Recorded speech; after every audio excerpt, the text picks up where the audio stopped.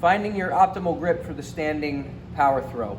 Now obviously you would not be on your knees, but we're focusing on just the grip here.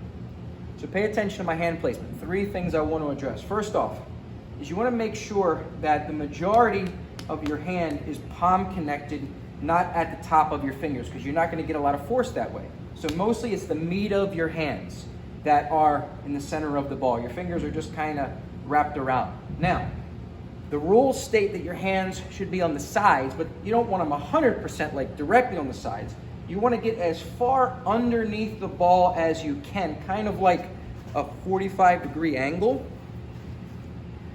And if when you're taking the test, they say bring your hands over to the sides a little bit more, okay, you can move them a little bit. But the goal is to try to get as much of your hand underneath the ball as you can within the rules relative to the tester. So that allows you to get force and scoop underneath the ball versus the side of the balls, you're just squeezing. You're gonna have a lot less force.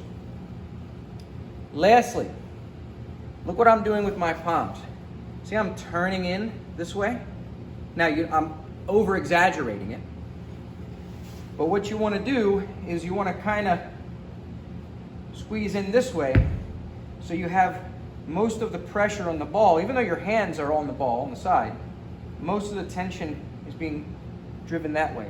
So you can drive off of the meat of your hand and control the ball to get maximum contact, which means more force you can put in the ball. As much of the meat as you can get on your hands allows you to put more surface area, or contact more surface area, which is going to allow you to exert more force into the ball. So those are your 3 tips. As far underneath the ball as you can within the rules. Your hands still need to be on the side at some level. So a general 45-degree is where you want.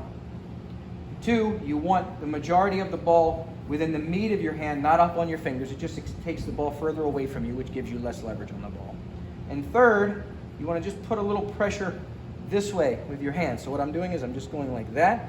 Even though my hands are on the side, I'm still just tilting it under, and that allows me to get something underneath the ball, which will allow me to scoop it better behind me.